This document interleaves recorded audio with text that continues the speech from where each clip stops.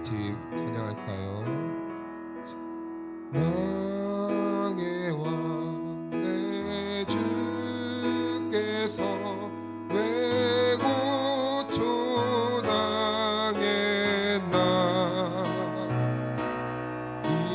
이벌레 같은 날 위에 그 보혈을, 만왕의 왕 내 주께서, 만왕의 왕 내 주 왜 고초당했나.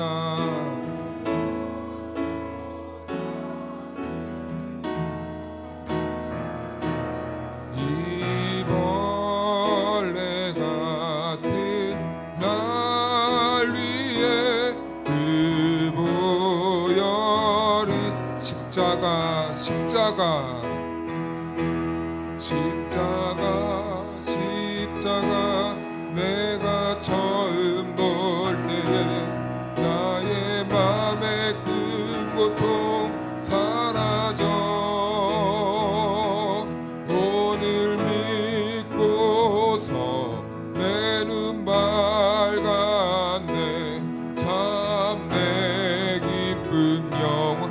주 십자가 못 박힘은, 주 십자가 못 박힘은 속죄함 아닌가. 그 긍휼함과 그 은혜 말할 수 없. 십자가 십자가 십자가 십자가 내가 처음 볼 때에 나의 맘의 큰 고통 사라져. 오늘 믿고서 내 눈 밝았네. 참 내 기쁨 영. 늘 울어도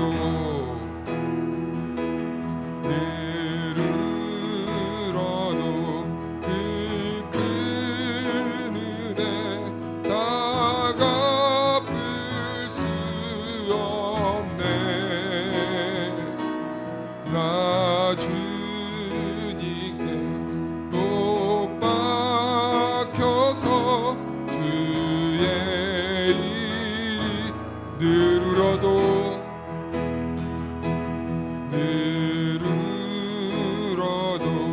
그 큰 은혜 다 갚을 수 없네.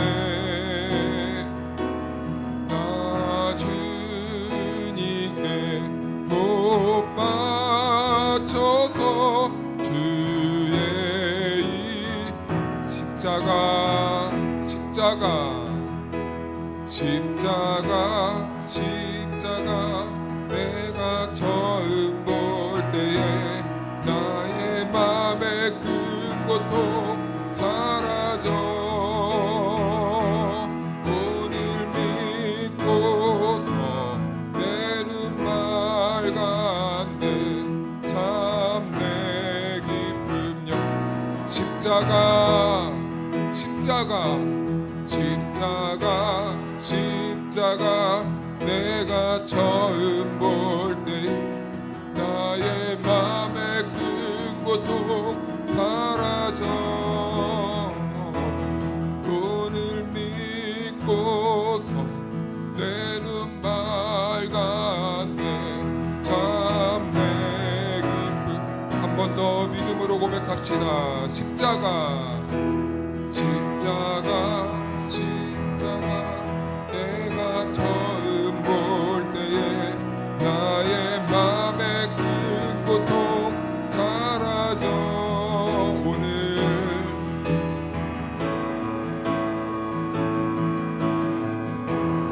참 내 기쁨.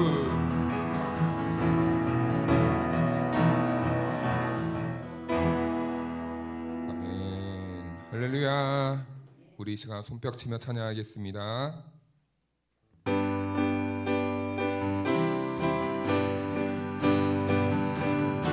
구주의 십자가 구주의 십자가 보혈로 죄 씻음 받기를 원하네. 내 죄를 씻으신 주 이름 찬송합시다. 찬송합시다. 찬송합시다. 내 죄를 씻으신 주 이름 찬송합시다. 죄악을 속하여 주신 주 내 속에 들어와 계시네. 십자가 앞에서 주 이름 찬송합시다. 찬송합시다. 찬송합시다. 내 죄를 씻으신 주 이름 찬송합시다. 주 앞에 흐르는 생명수 날 씻어 정하게 하시네. 내 깊은 정성을 다하여 찬송합시다. 찬송합시다. 찬송합시다. 내 죄를 씻으신 주 이름 찬송합시다. 내 주께 회개한 영혼이 생명수 가운데 젖었네. 흠없고 순전한 주 이름 찬송합시다. 네. 찬송합시다. 찬송합시다. 내 죄를 씻으신 주 이름 구주의 십자가 구주의 십자가 보혈로 죄 씻음 받기를 원하네. 내 죄를 씻으신 주 이름 찬송. 죄악을 속하여 주신 주 내 속에 들어와 계시네. 십자가 앞에서 주 이름 찬송합시다. 찬송합시다. 찬송합시다. 내 죄를 씻으신 주 이름 찬송합시다. 주 앞에 흐르는 생명수 날 씻어 정하게 하시네. 내 깊은 정성을 다하여 내 주께 회개한 영혼이 생명수 가운데 젖었네. 흠없고 순전한 주 이름 찬송합시다. 찬송합시다. 찬송합시다. 내 죄를 씻으신 주 이름 찬송합시다. 찬송합시다. 찬송합시다. 내 죄를 씻으신 주 이름 찬송합시다. 우리 찬송받기에 합당하신 하나님께 영광의 박수 올려드립시다. 아멘. 원하고 바라고 기도합니다. 찬양하겠습니다.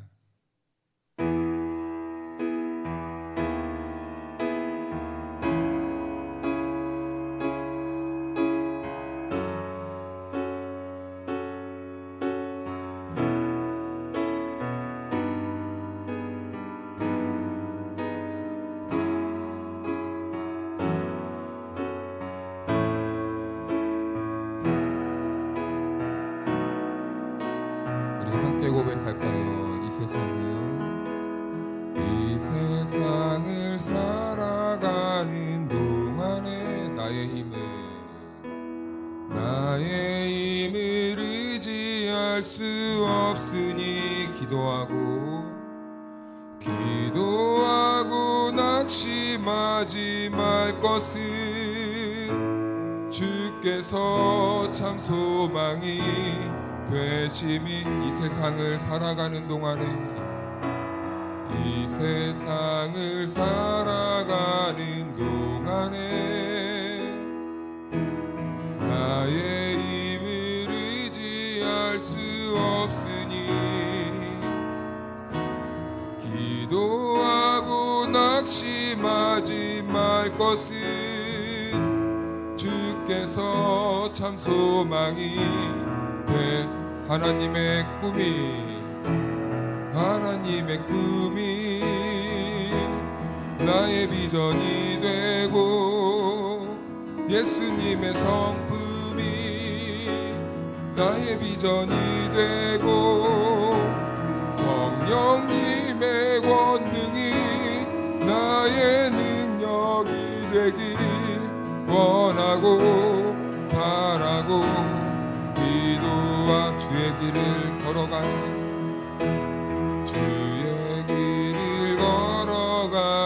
동안에 세상의 것 의지할 수 없으니 감사하고 낙심하지 말 것은 주께서 참 기쁨이 되신 주의 길을 걸어가는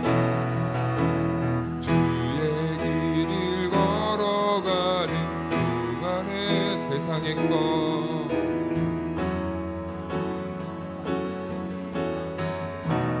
감사하고 낙심하지 말 것을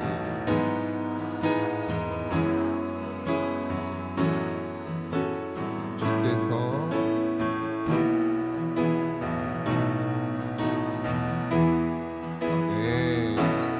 하나님의 꿈이 나의 비전이 되고 예수님의 성품이 나의 인격이 되고 성령님의 권능이 나의 능력이 되길 원하고 바라고 하나님의 꿈이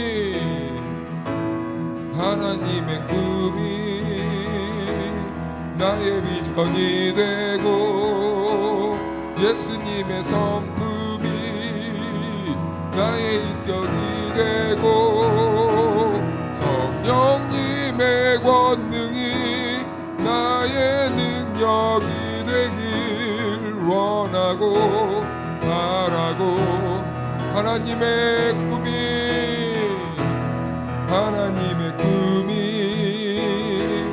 나의 비전이 되고 예수님의 성품이 나의 인격이 되고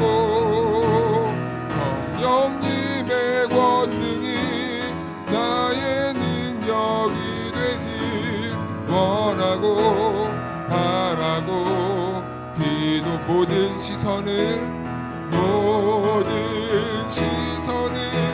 주님께 드리고 살아계신 하나님을 느낄 때 내 삶은 주의 역사가 되고 하나님이 일하기 모든 시선을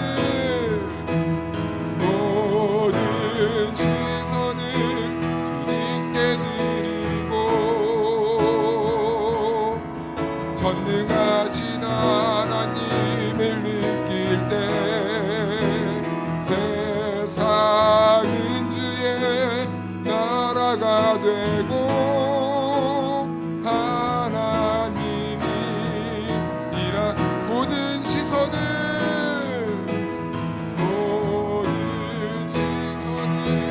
주님께 드리고 살아계신 하나님께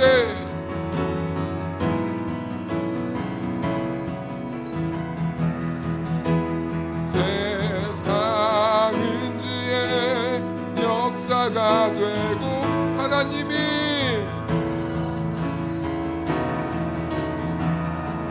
모든 시선을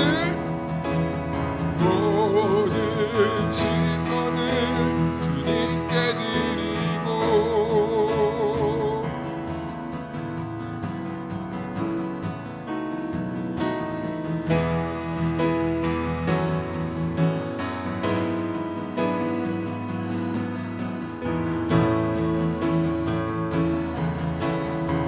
이 시간 기도하며 나아갈 때 주님 바라보며 기도하며 나아갑시다. 오늘 이 새벽 우리에게 주신 하나님의 말씀은 누가복음 22장 54절에서 62절 말씀까지입니다.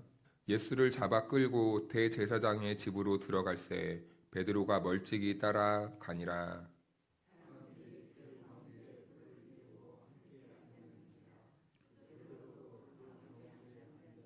한 여종이 베드로의 불빛을 향하여 앉은 것을 보고 주목하여 이르되 이 사람도 그와 함께 있었느니라 하니,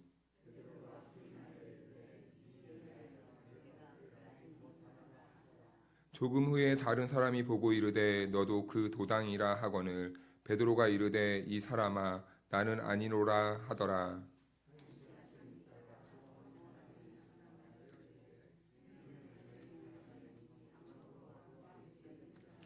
베드로가 이르되 이 사람아 나는 네가 하는 말을 알지 못하노라고 아직 말하고 있을 때에 닭이 곧 울더라.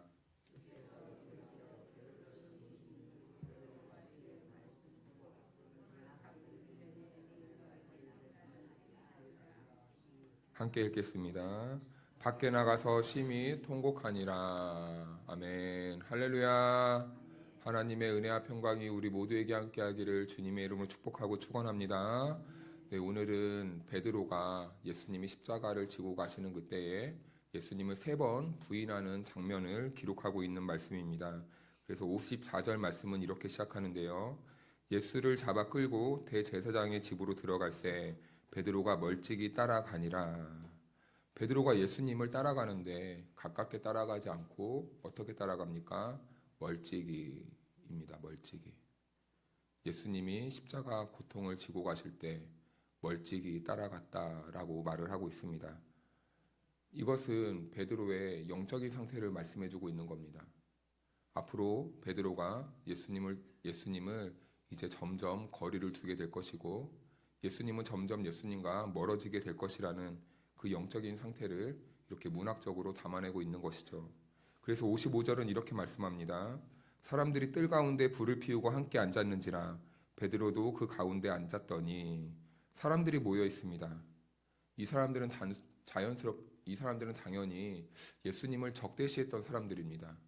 예수님을 십자가에 못 박으라고 소리쳤던 사람들입니다. 그들이 지금 예수님이 십자가를 지고 갈 때 함께 따라가고 있습니다. 근데 지금 그 사이에 누가 있습니까? 베드로가 함께 있는 것입니다. 꼭 이 모습은 세상 속에서 무기력하고 세상 속에 휩쓸려 살아가는 우리 그리스도인들의 모습을 꼭 대변해주고 있는 것 같습니다. 몰래 숨어서 정체를 어떻게 한번 가려볼까 하는 그 모습을 보여주고 있는 것 같습니다. 베드로는 자신의 정체를 완벽하게 감췄다고 생각을 했을 거예요. 그런데 세상 사람들이 피워놓은 그 불빛에 베드로의 낯이 어떻게 되었습니까? 환하게 보였다는 겁니다. 사람들이 쬐던 불에 베드로의 얼굴이 환하게 드러나게 되었어요. 그래서 56절에서 57절을 이렇게 말씀하는데 우리 한 절씩 교독하겠습니다. 한 여종이 베드로의 불빛을 향하여 앉은 것을 보고 주목하여 이르되 이 사람도 그와 함께 있었느니라 하니,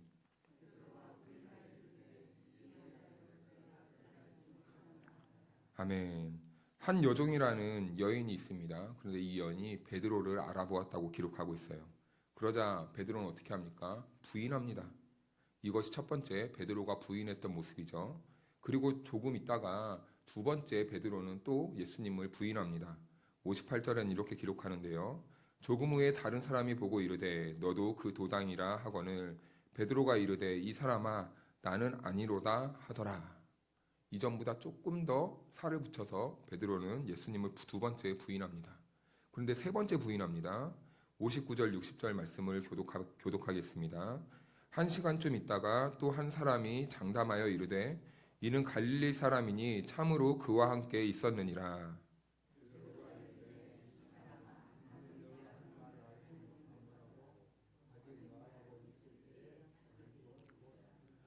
베드로는 예수님을 총 3번 부인합니다. 베드로는 자신의 정체가 탄로날까봐 예수님이 당하신 그 꼴을 자기도 당하게 될까봐 자기 스스로를 지키기 위해 어떻게 하고 있습니까? 점점 더 강력하게 예수님을 부인하고 있는 것이죠. 그런데 베드로의 이 부인은 예수님은 미리 예언을 하고 계셨습니다. 그래서 33절 34절 이렇게 말씀하는데요. 그가 말하되 주여 내가 주와 함께 오게도 죽는 데에도 가기를 각오하였나이다. 이르시되 베드로야 내가 내게 말하노니 오늘 닭 울기 전에 네가 3번 나를 모른다고 부인하리다 하시니라. 아멘. 예수님의 수제자였던 베드로의 신앙, 이 믿음, 지금 예수님이 끌려가는 현장 앞에서 어떻게 됩니까? 무너지고 있습니다. 그는 어떻게 말하였습니까? 주여 내가 주와 함께 오게도 죽는 데에도 가기를 각오하였나이다. 주님이 갇혀도 주님이 죽어도 제가 주님만 따라가겠습니다 라고 말을 했지만 지금 베드로는 어떻게 하고 있습니까? 그 여종의 그 말 한마디에 신앙과 믿음이 와르르 무너진 거예요. 우리도 세상을 살다 보면 그럴 때가 있지 않습니까? 우리는 호언장담을 합니다. 교회 밖을 나갈 때는 이번 주는 주님의 말씀대로 살아야지. 그런데 어떡합니까? 세상에서 작은 바람이 불고 내 신앙을 흔드는 그 무언가가 내 안에 가시처럼 이렇게 다가오면 우리는 그것을 피하려고 이리저리 몸을 피하지 않습니까? 꼭 베드로의 모습이 그와 같다는 겁니다. 예수님의 수제자였던 이 베드로의 신앙이 완전히 무너졌어요. 그런데 이상하죠? 오늘 우리는 베드로의 이 무너짐 속에서 우리 인간이 처한 이 역설적인 모습 한 가지를 발견하게 됩니다. 베드로의 실패와 무너짐은 안타까운 모습일 수는 있습니다. 그런데 참 이상해요. 베드로의 이 연약한 모습을 통해서 지금 누구의 말씀이 성취되었습니까? 우리 주님의 말씀이 성취되었다는 것입니다. 이것이 바로 오늘 본문에 나타나는 우리 인간의 첫 번째 역설적인 모습이라는 거예요.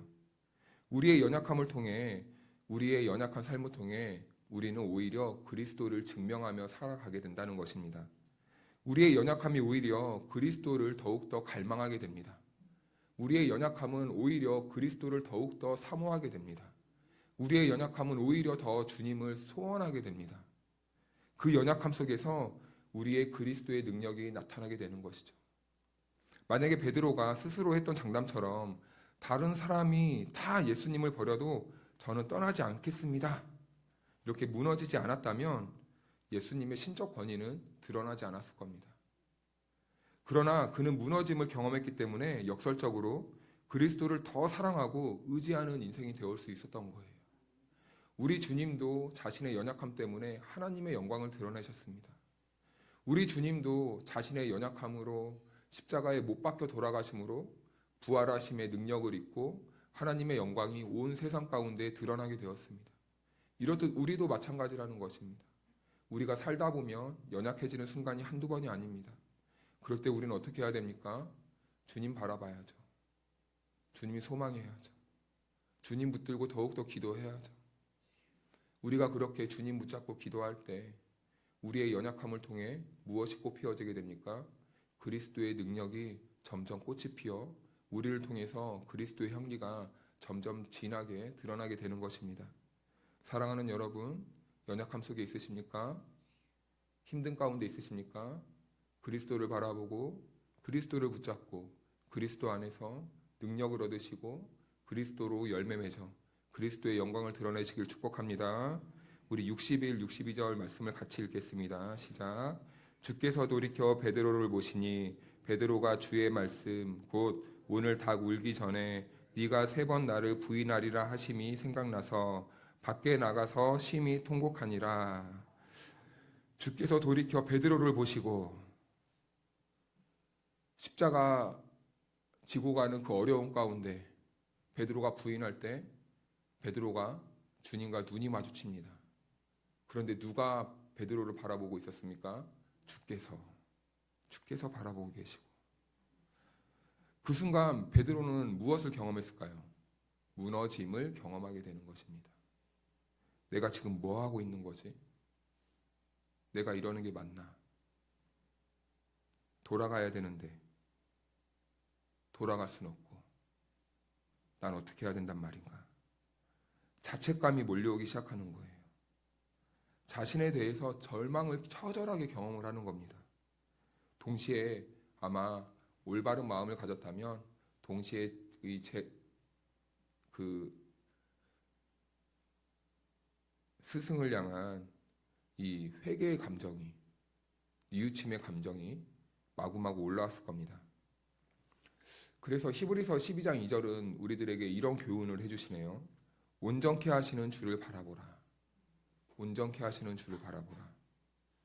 우리가 무너지고 넘어졌을 때 우리를 향해서 바라보고 계신 분이 있다는 겁니다.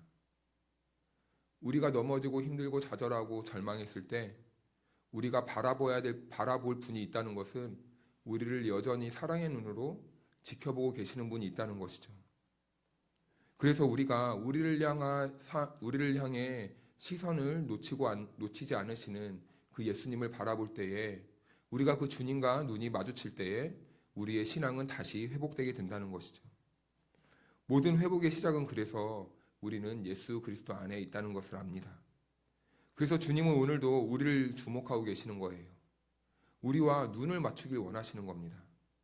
사랑하는 여러분, 실패한 베드로를 여전히 바라보시는 예수님의 그 시선이 오늘도 우리를 향해서 변함이 없으시고 사랑의 눈으로 바라보고 계시는 줄로 믿으십니까? 예수님의 시선과 우리의 시선이 다시 마주치고 우리의 상한 심령이 다시 회복되는 은혜가 있기를 축복합니다. 그래서 두 번째는 예수님은 장로들과 서기관들 그리고 대제사장들에게 신문을 당하십니다. 67절 말씀을 같이 한번 읽어볼까요? 시작. 이르되 네가 그리스도이거든 우리에게 말하라.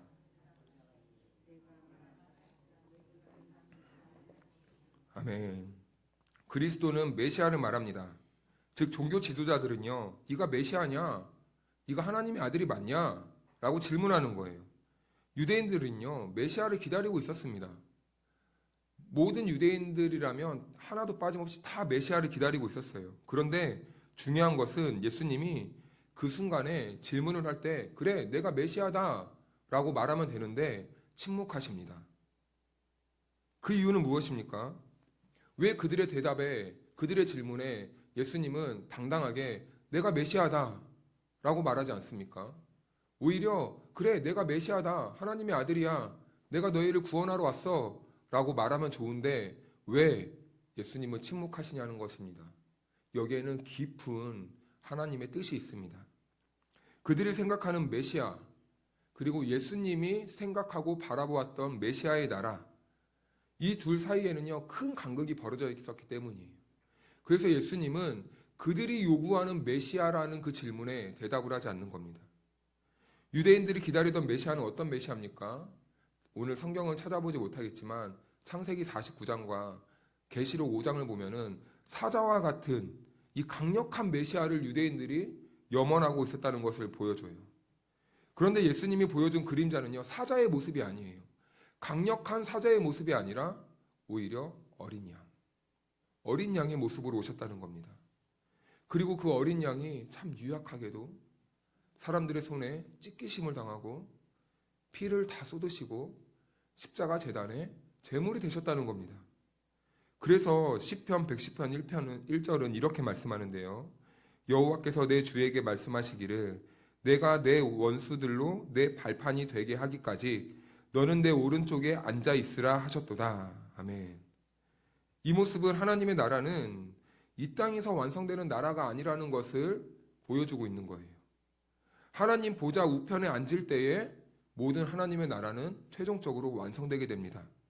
그런데 유대인이 생각했던 그 메시아의 나라, 하나님의 나라는 이 땅에서 물리적인 힘으로, 폭력적인 방법으로 정복하고 상대를 짓밟고 받고 올라가서 이기고 승리해서 쟁취하는 하나님의 나라였다는 겁니다. 하지만 하나님께서 원하시고 꿈꾸던 하나님의 나라는 그런 하나님의 나라가 아니라는 것이죠. 그래서 예수님은 그들이 생각하던 나라의 메시아로 오신 분이 아니라 우리의 죄를 용서해 주기 위해 세상에 구하는 떡과 세상에 구하는 능력과 세상에 구하는 힘이 아니라, 힘을 주시기 위해 오신 분이 아니라 그보다 더 본질적으로 우리를 살리시기 위해, 우리와 함께 완성된 그 하나님 나라에서 주님과 함께 먹고 마시게 하기 위해 이 땅에 오셔서 그분은 연약하게 어린 양의 모습으로 죽임을 당하고 찢김을 당해서 십자가 제단 위에 하나님께 드려졌다는 것입니다.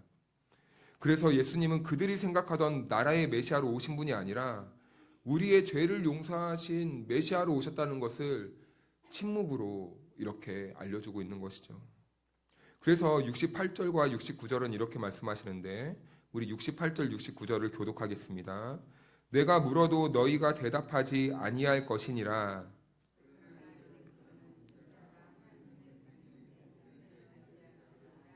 아멘.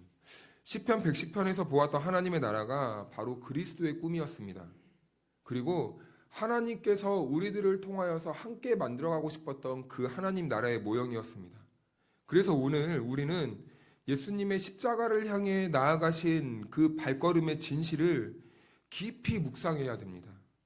그 발걸음으로 인하여서 이루고자 했던 하나님의 나라를 우리는 오늘 이 시간에 함께 발견을 해야 된다는 것이죠.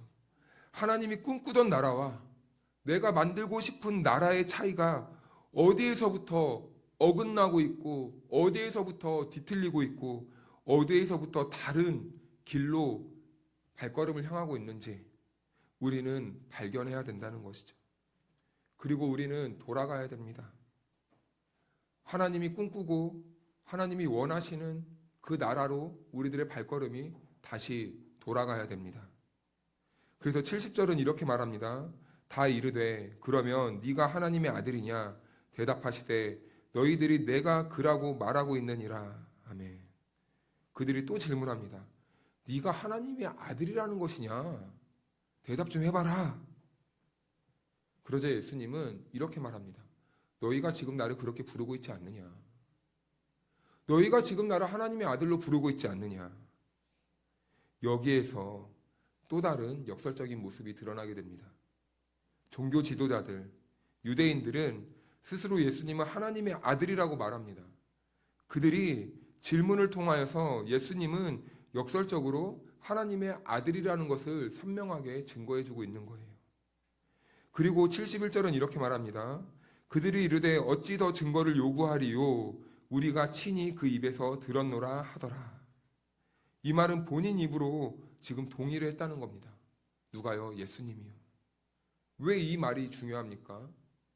유대인들 입장에서는 이 제목을 걸어서 이제 신성모독의 죄로 예수님을 이제 고발할 것이기 때문이에요. 이제 예수님은 신성모독한 죄로 마땅히 죽어도 되는 존재가 되었습니다. 인간은 끊임없이 불법을 저지릅니다. 그런데 이러한 실패와 불법 속에서 오히려 하나님의 말씀의 권위가 증명되고 있다는 것을 우리는 보게 됩니다. 그리고 두 번째 신문의 과정을 통해서 역설적으로 지금 예수님이 하나님의 아들이라는 것을 증명해주고 있어요. 인간의 깊은 제약을 통해서 인간은 자기 멋대로 경영하고 계획하고 그리고 도모합니다. 그리고 인간의 힘으로 인간이 꿈꾸는 나라를 하나님의 나라라는 그 명제를 앞세워서 만들어가고 있습니다. 그러나 역설적으로 하나님은 오히려 그 인간의 계획과 꿈을 통해서 하나님의 존귀하심을 드러내고 계시고 하나님이 하나님 되심을 드러내고 있다는 것이죠. 이상해요. 인간은 계획해서 인간의 계획대로 하고 가는 것 같지만 인간의 계획은 점점 사라지고 그 인간의 계획된 그 계획 속에서 하나님의 나라가 다시 시작되고 있다는 것이에요. 그러면서 우리의 삶을 통해서 하나님이 영광을 얻으신다는 겁니다. 그래서 우리는 여기에서 우리의 좌절의 끝에도 희망이 있다는 것을 발견하게 돼요. 어떤 죄악 속에 있을지라도 우리가 희망을 놓지 않아야 하는 이유가 여기에서 발견되는 겁니다. 우리는 두려워합니다. 지금 내가 하고 있는 이 일이 잘하고 있는 것인가? 실패하면 어쩌지? 나에게 내 인생에 희망이라는 게 있을까? 이렇게 말하기도 합니다. 세상을 살다 보면 그럴 수밖에 없는 것이 우리 연약한 인생들의 한계인 것이죠. 세상을 보면요, 나만 빼고 다 잘 되는 것 같아요. 세상을 보면 나만 빼고 다 잘 먹고 잘 사는 것 같습니다. 그래서 우리가 세상만 바라보고 있으면 항상 절망합니다. 상대적인 박탈감 때문에 항상 나는 부족한 인생을 살고 있는 것 같아요. 그래서 우리는 내 인생에 대해 항상 비관적으로 생각을 합니다. 나에게 희망이 있는가? 내 인생은 어떻게 되는가? 내가 이렇게 하는 게 맞는가? 내 인생의 끝은 무엇을 향해서 가고 있는가? 그런데 우리의 어둠 속의 시간들을 기억해 보면요, 주님은 과거 속에 슬퍼하던 나와 늘 언제나 함께하고 계셨습니다. 우리가 다시는 기억하고 싶지 않았던 고통의 시간에도 우리 주님은 그 자리에서 우리와 여전히 함께하고 계셨어요. 나와 함께 머물러 계셨습니다. 우리가 넘어진 자리에서는요, 그 넘어진 곳에서 우리 주님이 함께 앉아서 우리가 이겨내기를 원하시고 계셨고, 우리가 절망하는 그 순간에는 절망의 그 자리까지도 함께 내려오셔서 우리가 그 자리에서 믿음 붙잡고 다시 일어날 수 있도록 우리를 기다려주신 분이 바로 우리가 믿는 하나님이십니다. 그러면서 하나님의 은혜로 우리의 허물과 연약함을 어떻게 덮어오셨는지 그 자리에서 다시 확인하게 됩니다. 하나님은 늘 우리의 인생을 통해서 하나님의 나라를 이루어가기 위해 일하시고 계셨다는 거예요. 우리가 넘어져도 하나님의 뜻을 이루기 위해, 하나님 나라를 위해 우리와 늘 함께 하신 분이 우리가 믿는 하나님 아버지시라는 거죠. 그래서 하나님 안에 있는 나의 인생은요, 우리의 시간이 때때로는요 낭비되는 것처럼 느껴질 때가 있습니다.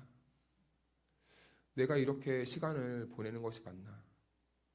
나는 아무것도 하고 있지 않는 것 같은데 내 인생은 그냥 흘러가는 것인가? 낭비되는 시간처럼 느껴질 때가 있어요. 필요 없고 쓸데없는 시간처럼 여겨질 때가 있다는 겁니다. 나에게 이 과거가 없었다면, 나에게 이 시간들이 없었다면 더 좋았을 건데. 그런데 사랑하는 여러분, 우리 주님께는요, 우리가 생각하는 것과는 다르셔서 우리가 쓸모없다 생각하고 우리가 의미 없다 여겨졌던 그 시간들까지도 우리 주님께서는 다 하나도 쓸모없다고 말하지 않으십니다. 오히려 그것도 필요하다라고 말씀하시는 거예요. 하나님은 우리가 기억하고 싶지 않고 지우고 싶었던 그 슬픔의 시간 속에서도 결국에 하나님은 하나님의 시간으로 바꿔가신다는 거죠. 베드로의 실패, 그리고 불법한 권력자들의 재화, 이 양자의 모습을 통해 우리는 그래서 한 가지 깨달음을 얻게 됩니다. 하나님은 이런 실패의 현장 속에서도, 이런 실패의 현장을 통해서도 하나님은 하나님 되심을 스스로 선명하게 드러내고 있다는 것이죠. 그러면서 하나님은 오늘도 우리의 삶 속에서 커다란 구원의 역사를 만들어 가시는 것을 멈추지 않으십니다. 그래서 사랑하는 여러분, 우리는 전전긍긍할 필요가 없어요. 우리의 인생에 조바심을 느낄 필요도 없습니다. 우리의 상황이 답답해 보여도 우리는 기죽을 필요도 없고 조바심 느낄 필요도 없고 근심과 염려를 할 필요가 없어요. 왜 그럽니까? 그럼에도 불구하고 우리 주님은 우리의 삶을 붙들고 계시고, 우리 하나님은 우리의 인간의 이 연약함과 이 죄악 많은 인생 속에서도 하나님은 하나님의 일을 이끌어가고 계시기 때문입니다. 우시아 왕이 죽었을 때 이스라엘 백성들은 다 포기했어요. 끝났다. 이제 다시는 이러한 왕이 일어나지 않을 것이다 라고 말합니다. 그때 이사야 선지자는 성전에 들어가서 하나님을 바라보죠. 이렇듯 우리의 시선은 이 세상도 아닙니다. 내 주변도 내 환경도 아닙니다. 우리는 오직 우리의 믿음의 눈을 들어 하나님을 바라볼 수 있는 그 영적인 시선을 회복해야 될 때입니다. 그러면서 우리는 그때 예수님이 먼저 나를 바라보고 있었다는 것을 깨닫게 될 것이에요. 나는 몰랐는데, 나는 세상 바라보느라 항상 불안하고 항상 초조했는데 주님은 언제나 나를 바라보고 계셨구나. 그리고 지금 이 순간에도 나와 눈을 맞추길 원하시는 분이 있는데 바로 우리가 믿는 예수님이시라는 거죠. 오늘 이 새벽에 나를 바라보고 계신 그 예수님의 시선에 우리의 모든 시선이 모아지기를 축복합니다. 그래서 우리가 어떤 어려운 인생을 살고 있어도 예수님이 나를 바라보고 있다는 그 시선을 놓지 마시고 기억하심으로 오늘 하루도 또 앞으로의 남은 모든 인생도 주님 바라보면서 승리하며 살아가는 믿음의 사람들 될 수 있기를 주님의 이름으로 축복합니다. 우리 다 같이 찬양하고 기도의 자리로 나아가겠습니다.